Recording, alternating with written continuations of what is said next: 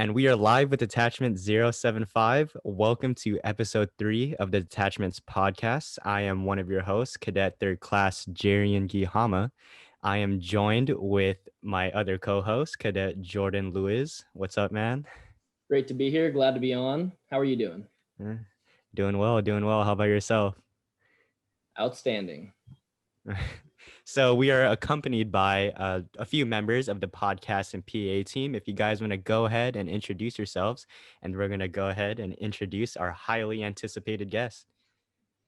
Okay, I am Cadet Major Alejandro Rojas. Hey guys, I am Cadet Third Class Abraham Kinghorn. And hi, I'm Cadet Christina Bucato. All right, y'all. Always great to have you guys on. And for our guest of week 3, we have Senior Master Sergeant Scaramouche. Welcome, ma'am. Thank you for having me here. I'm clapping as well. It's an honor to be here. I'm so excited to be a part of this, and I'm so glad that you all are heading this effort up. This is absolutely important, and this is super cool. So thank you. Great to have you on. Thank you for taking the time with us to give out wisdom to get it to cadets. So I guess we could go ahead if Louis, you want to go ahead and start us off. Yeah, absolutely. So one thing that I recall from our experiences and I found specifically inspiring was your background and your upbringing and why you joined the Air Force. Do you mind delving into that? Absolutely. Get your tissues ready. No, I'm just kidding. So the Air Force for me is a second chance at life, right? I was an individual that made a lot of bad choices. My family situation kind of put me there. My parents got a divorce. My mom took me in the middle of the night and ran away essentially to Denver. And unfortunately, as a minor, right, I'm out of control of stuff. Like I can't control where we live. I can't control where the money comes from. And she made a lot of bad, inappropriate choices, which led us down a path of being homeless. And so I was homeless for a while until a family kind of like let me live on their couch for a while.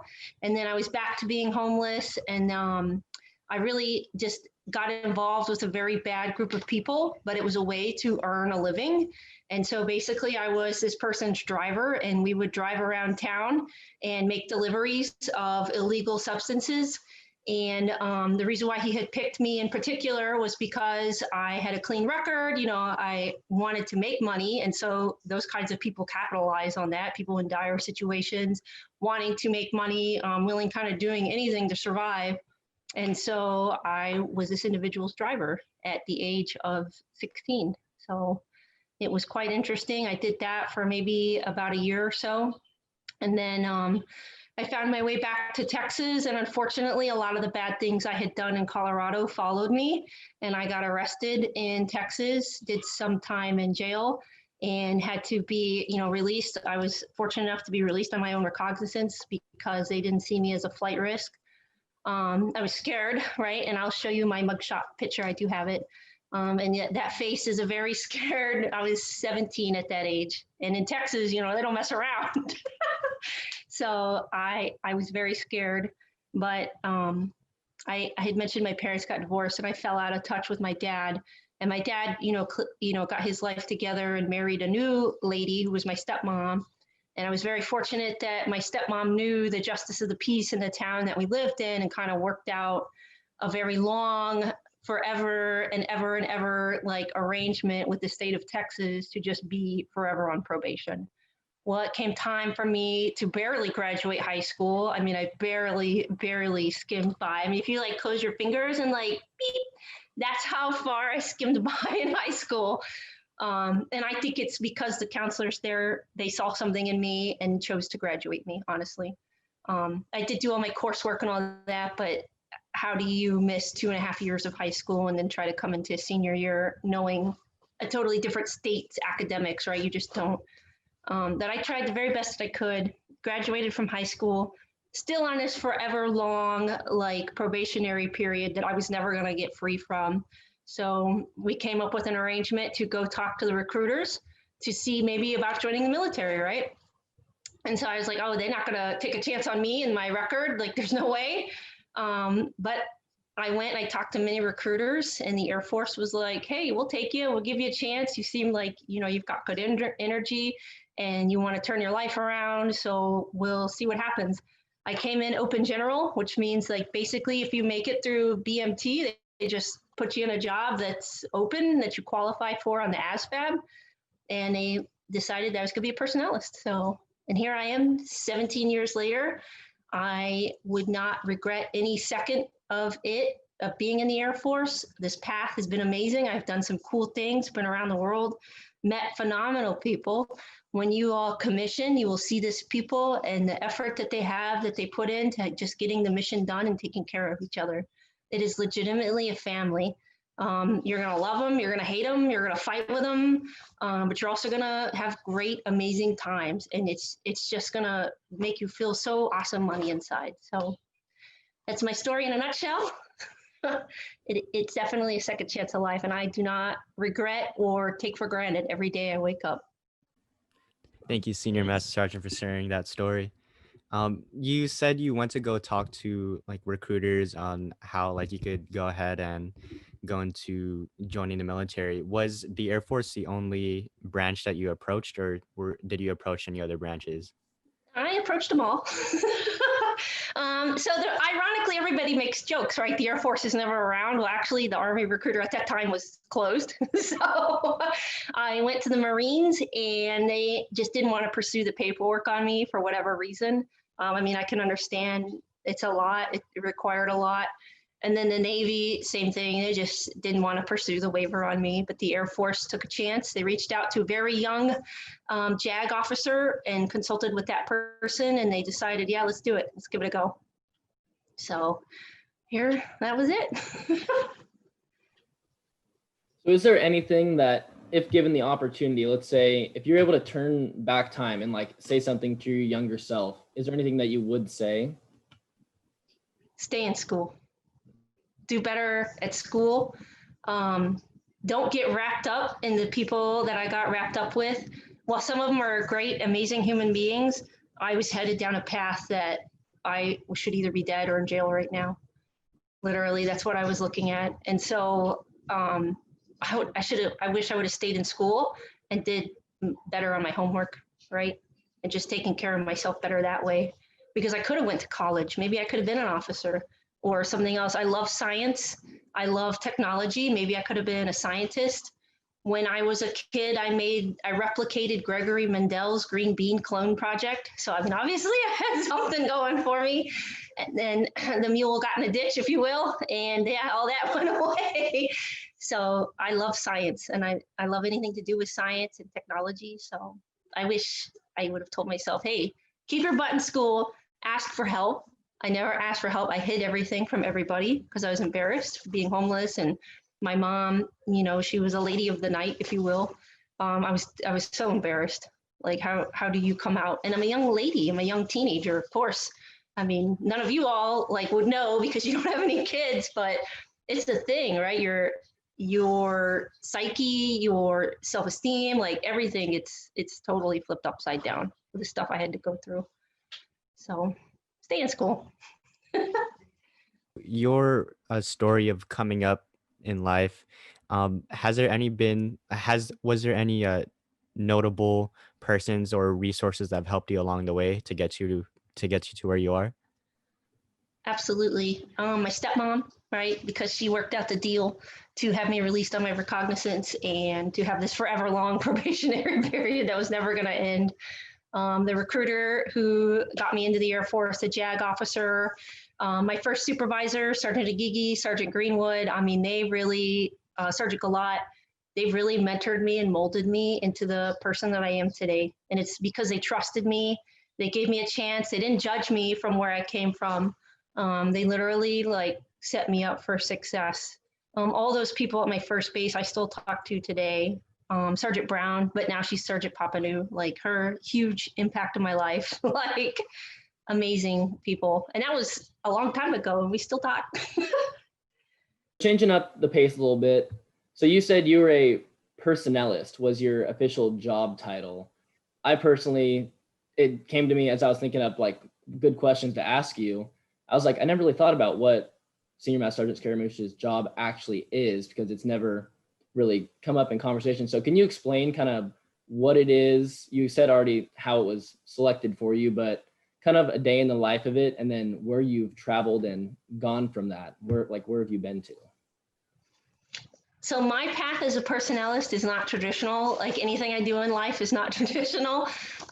Basically, a personnelist, what our function is to take care of you guys, right? The warfighter.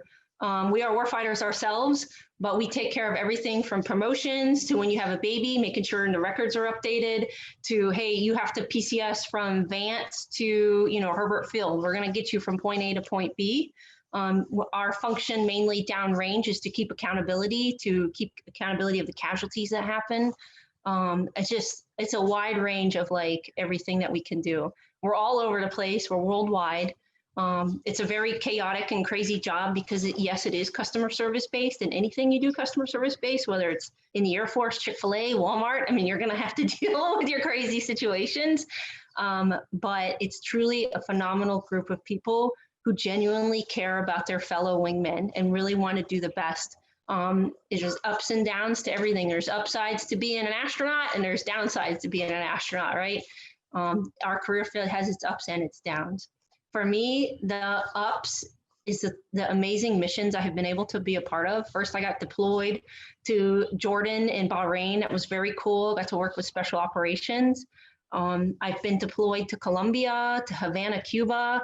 I mean, all supporting like the greater mission to Ecuador when they had their earthquake. Just absolutely amazing. And traditional personnelists, we don't do that kind of stuff. It's been me at the right place at the right time and being available to go just take care of the mission. And now I'm here in San Diego. Holy smokes! All right, how many Air Force people do you guys see here? Not very many. And this mission is, I think, the most important of them all. So, and I'm not just saying that because I'm here on this podcast, but after being here for 4 years, you all have turned everything around for me. When I first got this assignment, I was upset. I was like, ooh, I'm going to San Diego, cool. But then I was like, ooh, ROTC, gross, right? And nobody really knew about it. And all we know about ROTC on the active duty side, and I don't speak for everybody, is high school ROTC, right? And we all know, like, there's the whole ROTC isms there. So I couldn't even imagine what it was like for the collegiate level. And not only that, but here in Southern California, like what am I walking into? I'm not a Californian by any means. This is the first time I've ever been to this state. So I was upset. And once I started learning you all and knowing what you're about and why you're here and the reason why you want to serve, and every one of you all have different stories. None of you two have the same story, have the same upbringing, the same anything. All of you are very different in your own ways. And that literally was like, oh my gosh, here we are in this program. It's tough, right? You guys have to fight for everything. Nothing is handed to you. And all for the hope to commission as to whatever it is you want to be in the Air Force. You're willing to risk it all just to be something in the Air Force. Some of you are very passionate about being a pilot or a combat rescue officer or legal or what have you, but you all are fighting to get that spot. So I think it's absolutely amazing. This is an awesome mission. Probably my favorite assignment so far. I'm PCSing, so I don't know what that one's going to be like, but up till now, this one's been my most favorite. The craziest part, Senior Master Sergeant Scaramouche, is I just wanted to mention, I don't know if you've caught our previous episode yet, but Lieutenant Niaba has actually shouted you out in the prior episode when you're talking about this and just how much you care for the cadets and you appreciate your job and it just means so much to you.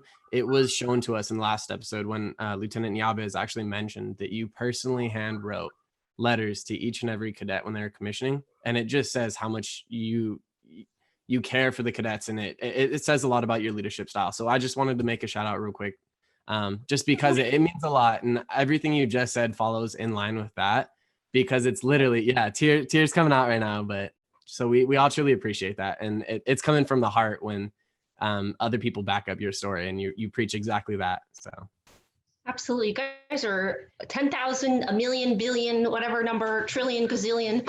You guys are freaking worth it. And don't let anybody tell you you're not. And if they do, send them my way. I'll have that conversation with them. there are three sources of commissioning into the Air Force, and we need all three of them, right? We need the diversity that they bring, the different kinds of officers that they produce. But truly, ROTC, you guys smoke them every day. Literally, the academy and all of its amazingness and the history and the people there, very important, but they are not fighting the battles that you all are. You have to work, you have to figure out a place to live. Nothing is figured out for you. Your next meal is not promised. You have no idea where your next meal is coming from whenever you find time to go get it or make it or purchase it, right? You have to fight for your uniforms. I mean, we're fighting for your uniforms. Everything is a struggle for you guys. And you got to be here, you got to be there, you got to do that, you got to do this. I mean, heck, this podcast, this is a grassroots effort of your ingenuity, your innovation. Holy smokes. OTS, I mean, it's a Pop-Tart, right? They're in and out, right? So very quickly and very important mission, because that's a quick commissioning source that we need, but just nothing is like ROTC. And you guys are amazing. Don't let anybody tell you otherwise.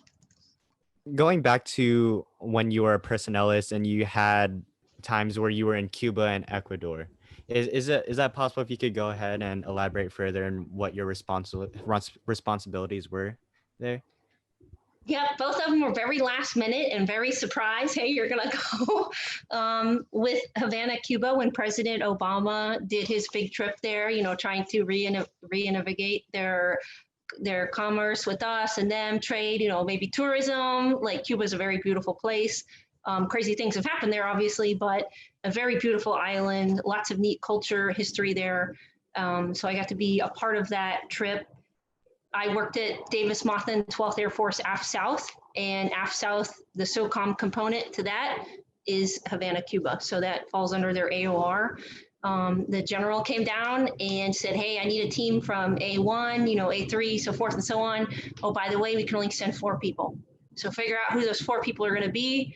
And I was lucky enough to be chosen just because I'm crazy and I will do whatever it takes. I don't care what environment you put me in. I'm going to figure something out creatively, unorthodox. I mean, we're just going to get things done and we're going to have a good time. So Havana was there for maybe about 3 weeks. I call it a deployment because contingency money did pay for it. Excuse me. And it was awesome. I got to see the embassy job, like how the embassies work when big delegations like that come through. I got to learn a lot about the Cuban people, see a lot of their history. It was really very awesome to go be a part of. And then for Ecuador, unfortunately, that was also very, very last minute, and we could only send 3 people to their country. They had an earthquake that absolutely devastated the city of Manta. And when I say devastated, I mean leveled. And those people, were suffering and they needed help, right? And so we offered our assistance, and we went down there. And I was there for maybe about 3-4 weeks. So to get them started on their relief efforts. So very cool mission. Again, not a lot of personnelists get to do that. I was just in the right time at the right place and available. Excuse me, ma'am. Can I ask you, how do you set up the runway in Ecuador? Can you explain to those newest cadets, how do you set up the runway in Ecuador? For the so it's very carefully. Very carefully, and a lot of diplomatic work goes into that, right? Because we just can't show up with all of our stuff. You know what I'm saying? Like, hey guys, we're here to party. There's a lot of diplomatic stuff that goes on in the background. But basically, and I'm not an expert at setting up a runway, I literally just learned all this stuff on the job there, and this may not be the right way, but this is the way we did it. So their team went down there, did an assessment. Literally, the air traffic control tower, done, gone, like flat. So in order for planes to land, they need an air traffic control tower to talk to. And some of the pilots were communicating by line of sight. So they were just essentially just being sarcastic, opening the window, looking down, and be like, okay, I'm cleared to land. And so very dangerous, right? So we figured out that we need the contingency response group from Travis to come in, and they have this very cool, like, mobile air traffic control tower. It sits on like this Humvee thing, and they bring it on a C-17 and it rolls off and plug and play, like it's ready to go. And that was huge. It was huge because Ecuador and the United States, again, I'm not an expert, but we don't have the best of relationships. It's not bad, but it's not like the best of relationship.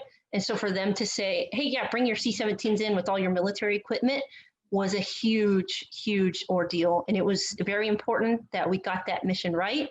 And, the CRG, we cleared the way for them to come in to do their job, which was to provide a safe landing runway for other countries, for us to come provide support, USAID, UNESCO, like all those places to come in and to help. So very stressful, but interesting. It sounds like on that project in particular, you got a lot of sense of, I guess, like satisfaction. I mean, what you did there changed lives. I mean, the support that was able to come in because of you was immense. I mean, did you like feel that at the time that what you're doing actually like physically translated in real life? It didn't hit me, and I wasn't there by myself. Like there was 5 or 6 of us there working that, and plus all the embassy team. It didn't hit me at first because I thought, well, this is our job. I'm staying in this tunnel vision. Like, I don't care. I mean, I care, but I don't care, until I was on the plane ride home. And I was like, oh my gosh, guys, we just did this, like literally. And they gave me the diplomatic note that I got to author to bring in that C-17. I have it. I need to go get it so I could show you. But it was really cool just to be a part of history. Sad history, right? People did die. I wish it was on different ways, maybe just exercise or something. But yeah, I personally, I didn't do it all by myself. I had help. I was just very fortunate to be there, to be a part of a team that got to go do that. So super awesome.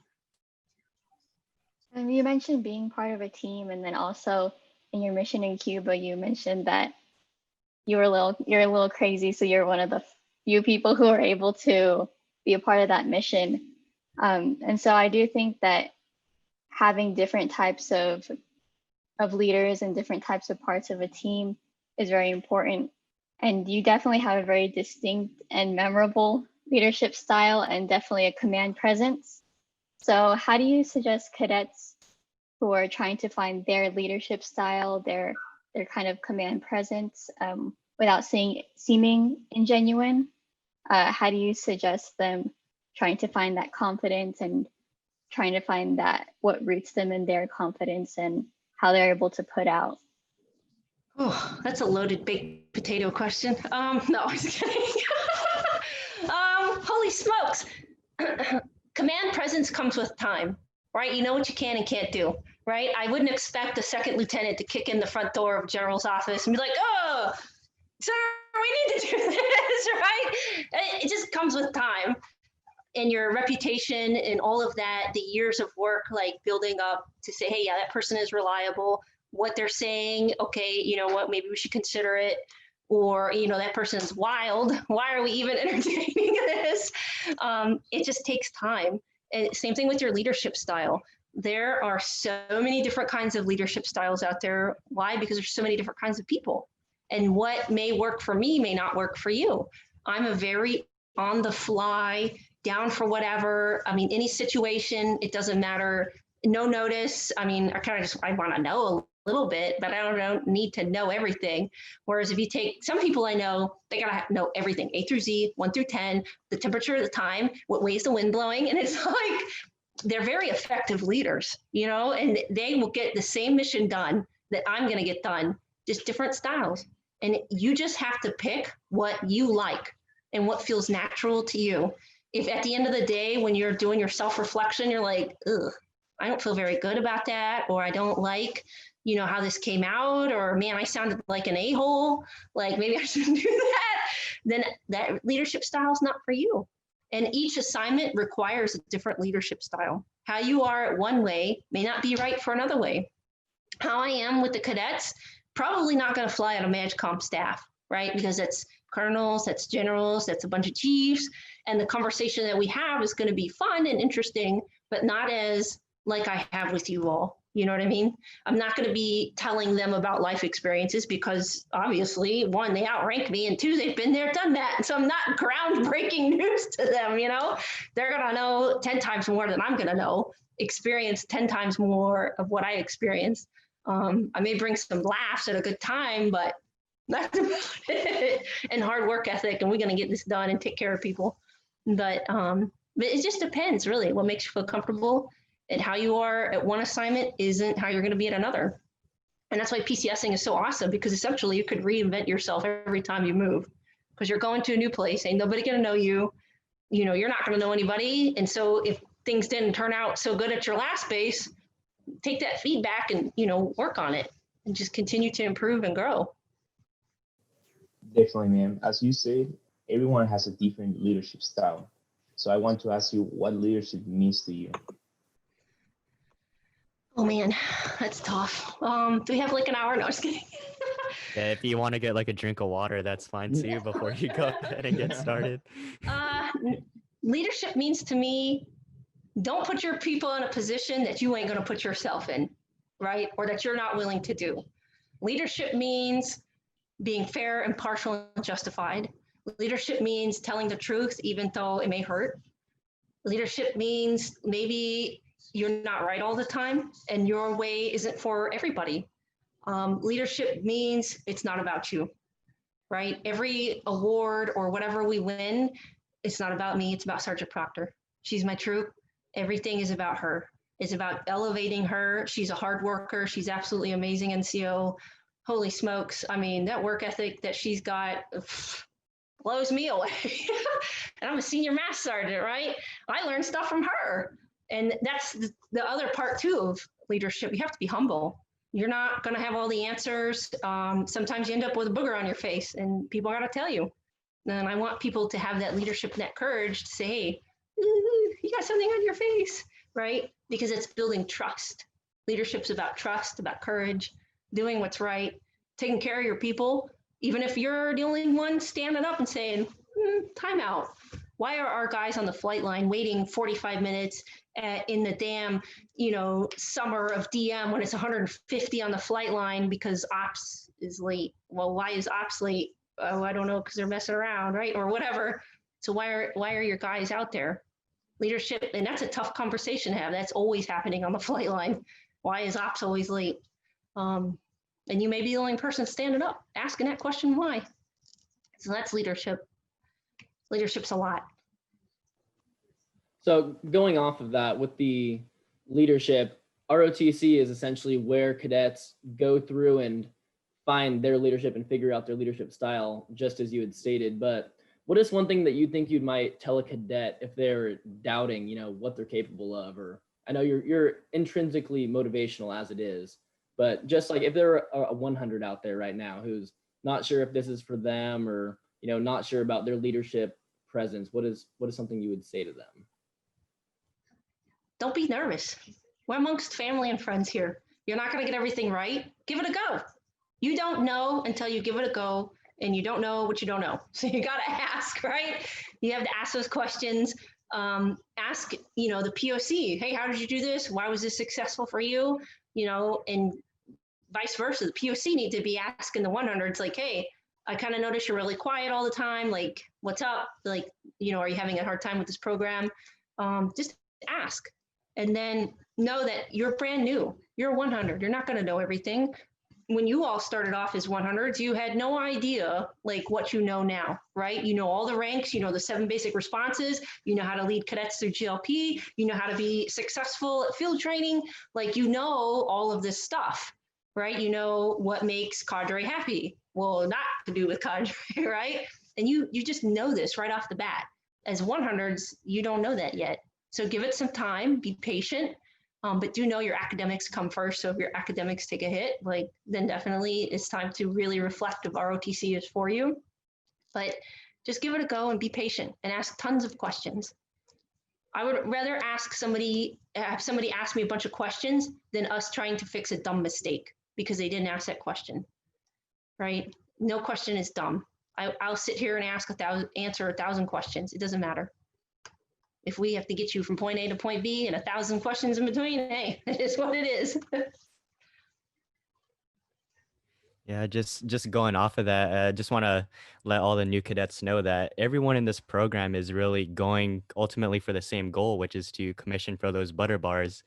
So, why not help each other out in the process, So if we're all going for the same goal, it's always great. We're always here to help each other out. If like it's always great to what Senior Master Sergeant said. Always ask questions if you don't know the answer, because everyone, at least someone will tell you the answer. Yep.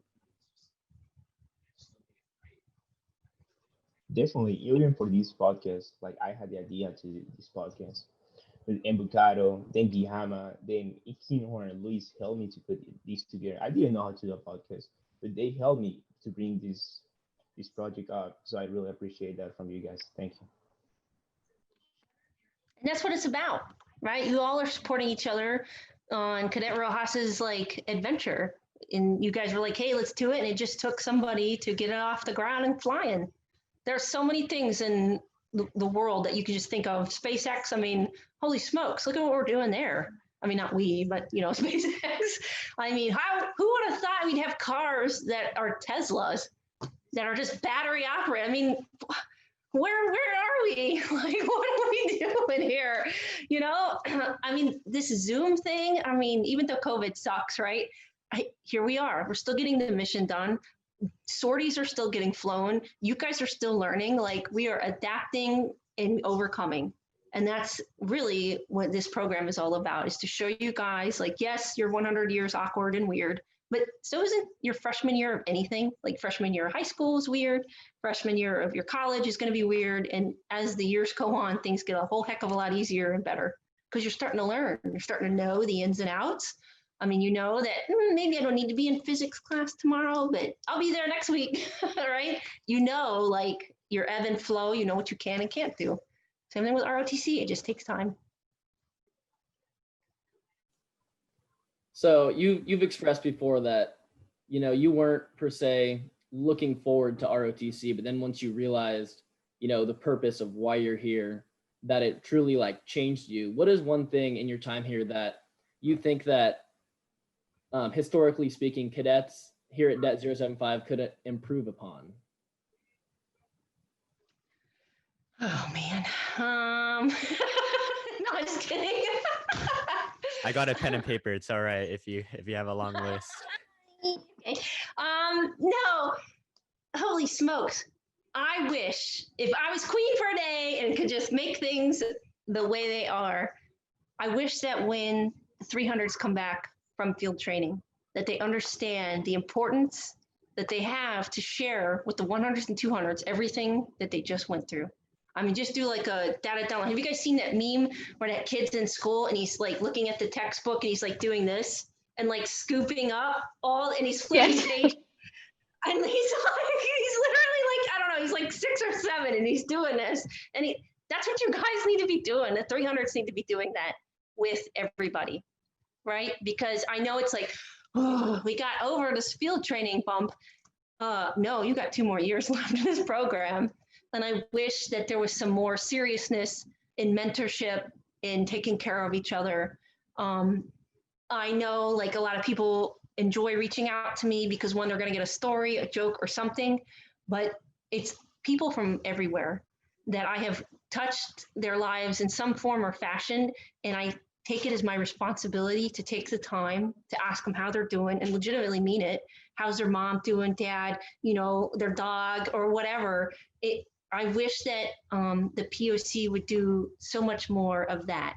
I know there's so much going on, right? Everybody's got academics and this and that, but when you create an environment where somebody knows about you and cares about you, it's definitely a game changer. I mean, we're 7 deep as cadre, and we have so much. It's like a tidal wave, and we see it, and we can't get away from it. But at the end of the day, we're going to take care of each other and do whatever it takes to make sure that we get through this mission while we're creating an environment where somebody knows us and cares about us. We're going to take that time to ask Sergeant Proctor, hey, how's it going with Winston, your dog, or your hubby? You know, like, what's going on? Major Gilbert, she just got a new dog. She also named him Winston. And so we're going to ask those questions, right? And it's not because we're disingenuous, like, oh, we have to ask these questions. No, I legitimately care about my teammates. I legitimately care about you cadets. So when I ask you, you know, like, hey, how's it going with your mom, or, you know, Columbia, like, what's going on down there, right? Like, how's the food? I know you guys are partying. Like, how is it? I know quarantine ain't that bad. You know, you got your mom, she's hooking up them food. So like, that's awesome. right? No agua caliente, because all that stuff's bad. Stay away from that. But yeah, and it's because we care about you. I have no idea what the original question. Oh, what cadets do could change. Take your academics seriously. And PT, look, y'all, you don't understand. As an officer, if you fail that PT test, it's gonna get weird and awkward. Because if you can't handle your PT test, you have the answers to that test. You know how many push-ups, sit-ups, and run you got to do. I mean, unless you're broken or hurt, of course. But dang, just pass your PT test. I will admit I did fail a PT test one time. And it was terrible. But I can make 1,000 excuses. There was no excuses. So it was a very long time ago. So you mentioned wanting to get to know cadets and really caring about one another and being genuine about it. And so I do think that there is an emotional aspect to leadership. And in that, or following that, we did have a question asking, how do you prevent your emotions from getting the best of you in tough situations, whether as a leader or within a team, or if that means stepping up and saying something like you mentioned before? How do you keep your cool and everything like that? Oh man, I'm gonna cry. I'm gonna tell this story. Oh, okay, I can't cry. So see, my emotions, I can't let them get a touch. I am human, right? We all have emotions. There's a time to be happy, there's a time to be sad, and it's okay to show those as a leader, right? Because you don't want to be a robot. This is me, this is all I have. You're never gonna see me excited or show expressions on my face, right? Because are you gonna come talk to that person when things are really bad? Probably not. I mean, not that that's bad, right? Some people are just not very expressionable, but it's going to take pause. I don't know if that person's got a lot going on. I don't want to talk to them. They seem so serious. But you have to know when the right time is to let the emotions go wild. Like when we have scholarship selects, like you see us, we're screaming and we're yelling. But when we have cadets do bad things, it's like, I want to scream and yell at them and like just tell them like, I can't believe you did this and blah, blah, blah. But that's not what they need right now. What they need is a way to, okay, we got to address this ugly situation. What's plan, step 2, 3, 4, 5 after that? How do we treat you with dignity and respect and just keep moving forward? The emotions hit when we go home, right? When I'm not around you guys, when I'm not around the other cadre. My friend Shamirika Washington, Tech Sergeant Shamirika Latrice Washington, she always used to say, thank God for tinted windows, because you would have an emotional day and guess what you're doing in your car? You put those sunglasses on and you're just driving home, right? No, that's, how you kind of let it out, really. Or what I like to call, you go to the bathroom and you just flush the toilet a whole lot so nobody can hear you crying because you're just in there, you're standing there. Like, I can't believe they did this.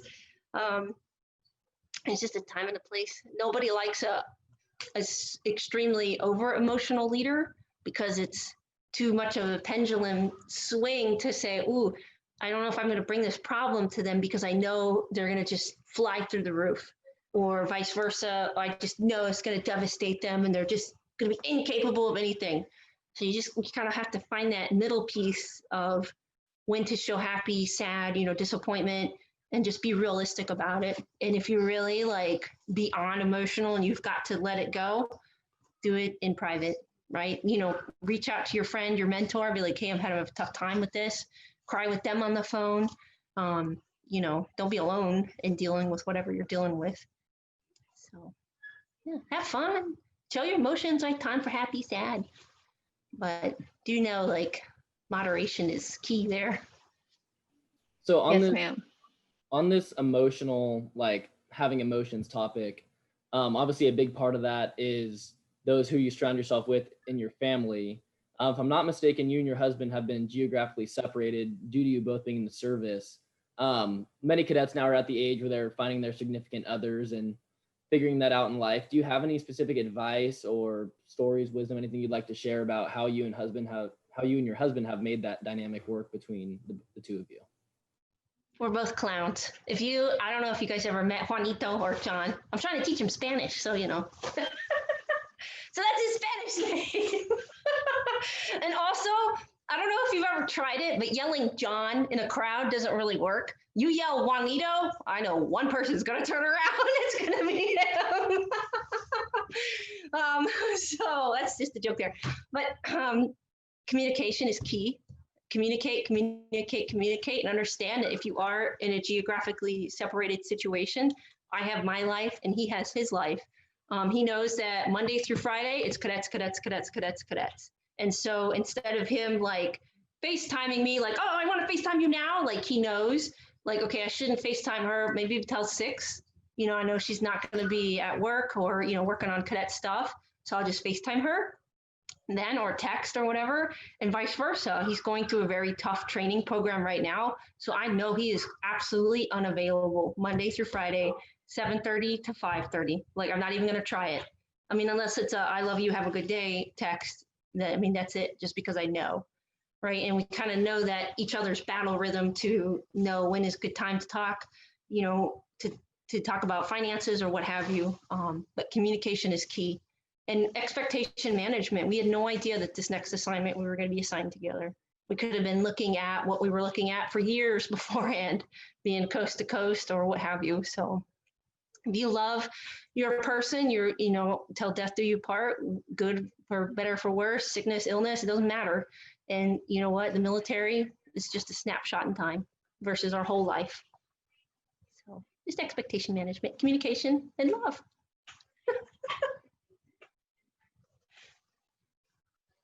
I know I went deep on there. Some of y'all looking like, oh gosh. It's all good, right? But you don't know. You're so young now, right? You're not focused on getting married, and that's okay. You're young. That's what you do. Be safe, make good choices. But I wouldn't be a good cadre member if I didn't say make good choices. Right? As long as we have that on. You're right, ma'am. Yes. As long as we have that statement on the record, then we're good. Make good I want you all choices. to be safe everywhere. Everything you do, driving, put your seatbelt on, right? You're going to go skateboarding.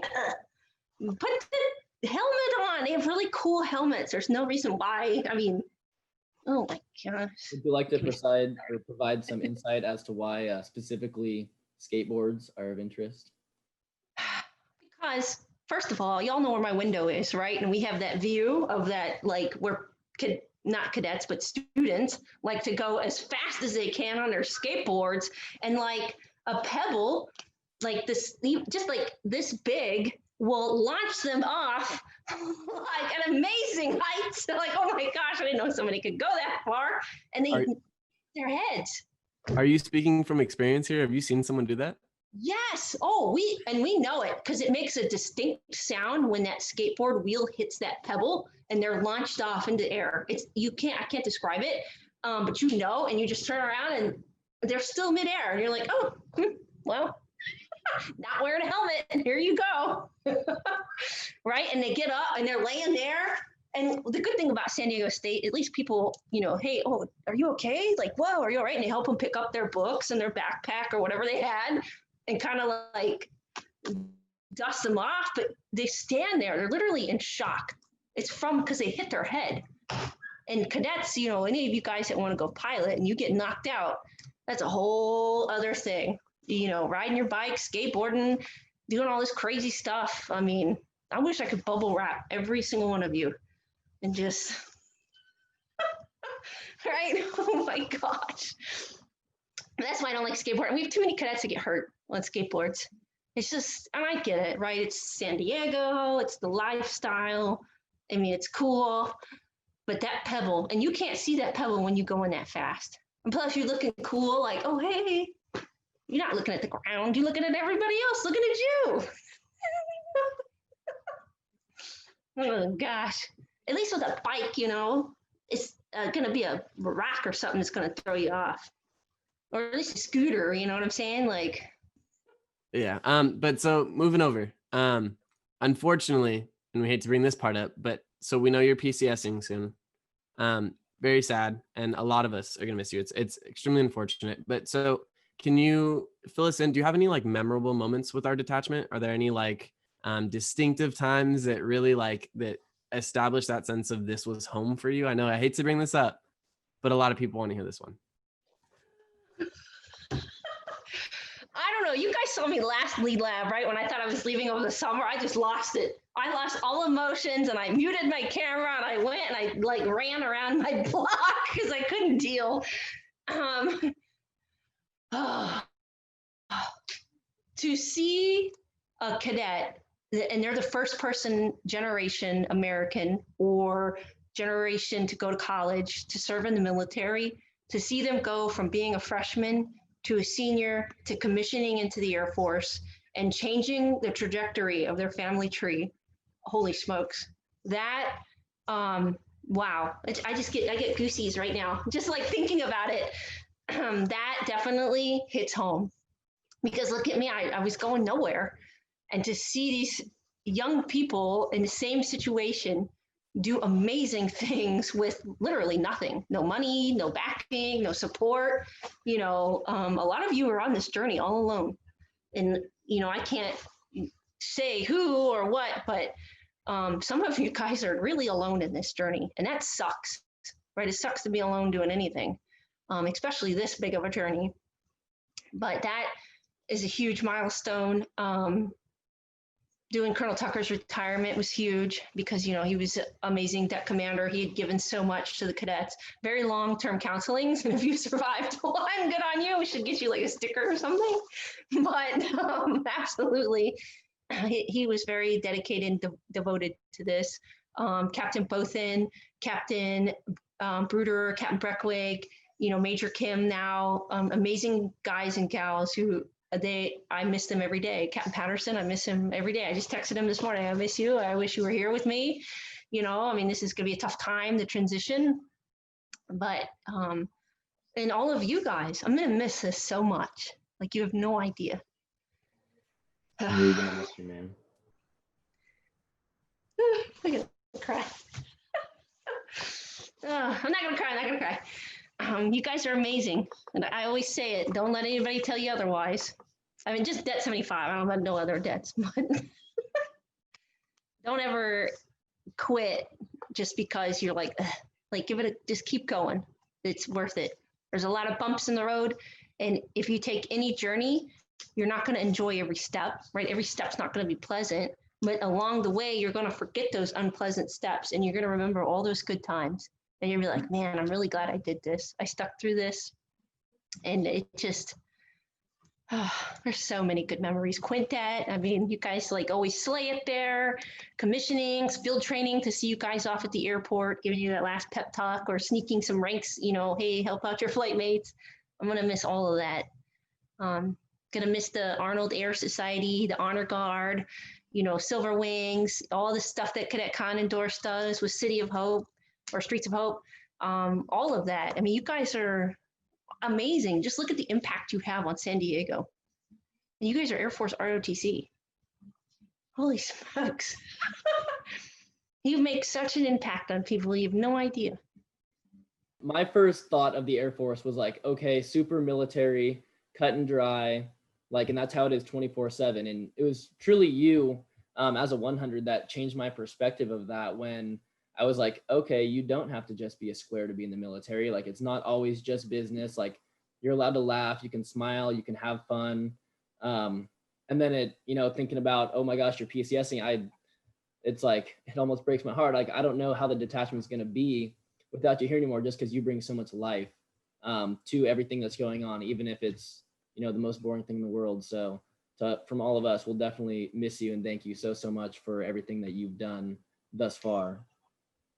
I told you, get your tissues ready. I will always be a part of this detachment. And I have something to share with you guys. I'm probably going to get emotional. But my husband and I have started a scholarship for DET 075. It's not very much, but it's $1,000 a year to go to the Raptor Club to take care of you guys. And eventually, you know, hopefully you don't spend $1,000 every year, right? But it will roll over.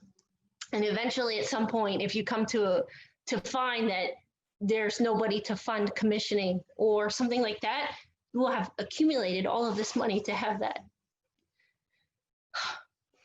Wow. There's no tears. I'm just like hydrating my eyes.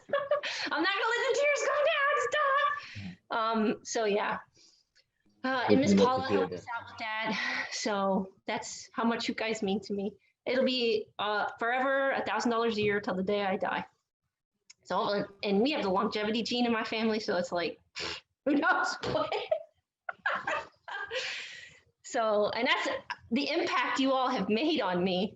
I told Colonel Grimm I was going to announce it tonight, but I didn't know how. And so thank you for bringing that up. But that's how I'm going to leave this. And when I say some of you guys are on this journey alone, there are some of you who can't afford to buy all the stuff for field training, like the towels, the 6 towels, the this, that, and this, you know? And my husband has secretly funded that, you know, because I can't give you guys money because, you know, the rules. And so to make sure that cadets are taken care of, or if there's combat dining out, that to pay for 10 GMC, right? Because I feel like everybody should be able to participate in something despite your financial situation, especially with something for ROTC. And I know it's not very expensive to participate in these things, but to just provide 10 cadets who couldn't do something because of whatever, right? And I don't care why they couldn't pay for it, just that, you know, 10 cadets who couldn't pay for it get to go. It doesn't matter. And so that's how my sunshiny, always taking care of you guys on the down low is going to continue. And of course, you know, I'll be flying back here for commissionings and doing, you know, surprise Zoom meetings as long as you guys are virtual and you'll have me. But yeah, we're going to take care of you guys. It's not much. I mean, we're not bazillionaires. So, but I'm proud of you guys. And you've definitely touched my heart in a special kind of way. You're definitely always welcome with open arms back here, because you said that the cadets have touched you, but I can say that the outreach and the impact that you've had on the cadets, not currently, but present, past, everything is just like, even friends that I still have and keep in contact with that decided, you know, the Air Force isn't quite for me. They still recall memories from their 100 year about, remember this when Master Sergeant then did this. And yeah, just it truly speaks volumes as to who you are and the type of person you are. And like, we just can't say it enough from our side, like how much we truly like appreciate what you do. It's all for you guys. It's nothing about me. You all make this a special place, and I do not. There's definitely you all. You guys are in absolutely phenomenal, amazing, and capable hands. Tech Sergeant Proctor, I know you haven't seen her a lot because of deployments and COVID and all of this and that. There is nobody that I would entrust this debt to than her. And I freaking mean that. Like, she is a phenomenal human being. Her capacity to care just blows your mind. And how aggressive she is with y'all's medical, anything that you all come to her with, like, she is on it. She's like, get out of the way, I'm going to take care of this. I'm like, oh my gosh, yes, ma'am. Like, literally, that she's a phenomenal human being. And I am so glad that our paths crossed. Holy smoke, she's going to be a friend for life. Yes, you guys are absolutely capable hands. Colonel Grimm's phenomenal. Major Gilbert's phenomenal. Captain Wolfsmith is phenomenal. And y'all know Captain Bug, she be doing a thing. So she's absolutely amazing. Lieutenant Yokoi, even though he's brand new, like, he's on it. He's on it. So of course, you know, you always got Miss Paula. She's a staple at Det Service 75. So she'll always be there to take care of you guys. But you guys are in absolutely wonderful, capable hands. No doubt about it. Somebody tell a joke.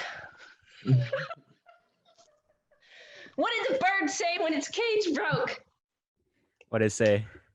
Cheep, cheep, cheep, cheep, cheep.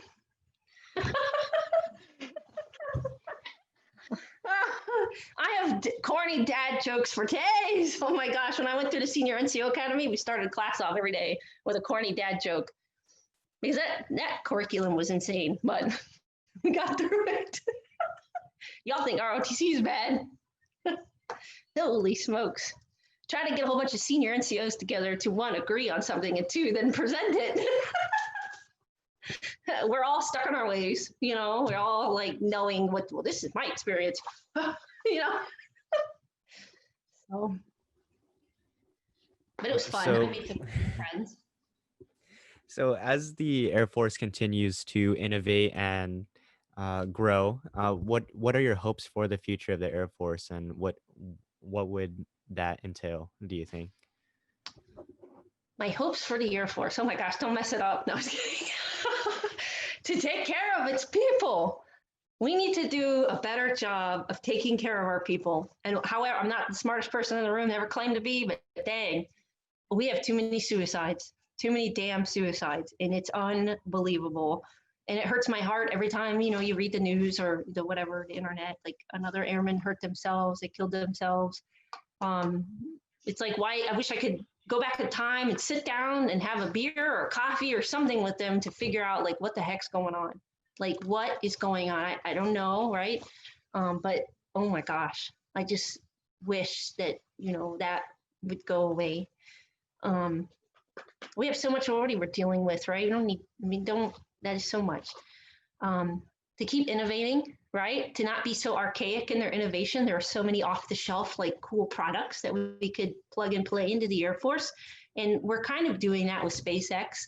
But I wish we'd do more of that with these civilian companies because they all have brilliant minds sitting in them. Absolutely, less policy, less governance to come up with really neat things. And so why can't we partner with that? I wish there was more scholarships to give cadets because I think they need to understand like how expensive college is. I don't think they realize, or if they do, it's just maybe the money's just not there. I don't know what, but yeah, just keep innovating, keep growing. We have to take care of our people better. I wish I knew the solution to that, but I don't. So I just know what I can do. Ask those questions. Hey, what's really going on? Are you sure you don't need me? If you do, I'm 24/7. Like, I really legitimately mean that. That I don't know. Sorry, that was heavy. No, that was a great answer. Thank you. So last question, ma'am. How cadets can keep in touch with you? So once I leave here, I'm no longer considered cadre. So the social media rules are off. Right, so I can be friends on Facebook. Miss Paula is going to help me with my .edu email to keep that, as long as possible. So that would be one way. When I leave here, I'll leave my personal email. All right, so no matter what, you guys can always reach out to me like, hey, what should I do about this or that? But keep in mind, my influence is cadre, kind of limited, but where I'm going, I do have an opportunity to ask about pilot stuff. To ask about medical waivers, hey, did you guys know that in our OTC, we have to deal with this? And it's because nobody at half, entertained what ROTC tried to get up there, right? And not saying that I will be successful, but I feel like with my persistence, I can figure some things out. But yeah, and just knowing about this mission and to teaching it, with everybody. It's awesome. We need to get more excited NCOs in here. Thank you. But yeah, social media, I'm on Facebook. You can't add me yet, like wait till November, but give it some time. We'll definitely reach out, ma'am. So to close this episode, I just want to say some words to you. So I write it down, I'm gonna read it. Good evening, Senior Master Sergeant Scaramouche. Before we close this episode, I wrote some words of appreciation to you from myself, my team, our team, and the detachment. To recognize this, your incredible hard work, the most genuine care and love to our family. I hope when you leave and remember us, you can come back and listen to this. Senior Master Sergeant Skirmish, thank you for being someone every cadet, cadre, and alumni can rely on. Thank you for believing in us and never giving up on anyone.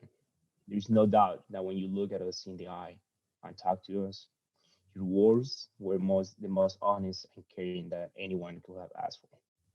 Thank you for being next to us in our lowest and highest moments of our journey. I remember the first time I didn't pass by for QT, you only made sure that I didn't quit.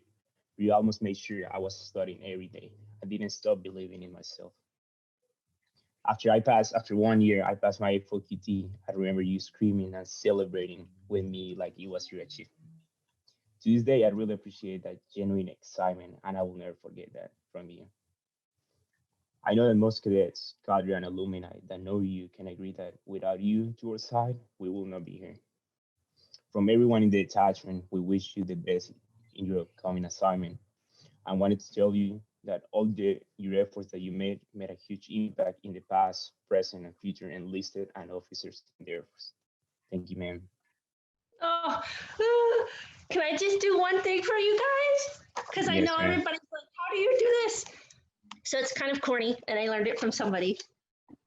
I'm really humbled by your words, all of your words. Thank you so very much. Can I get a recording? Can I get this recording? I'll probably be crying later. And I pray for you guys every night when I go to bed and when I wake up. Okay.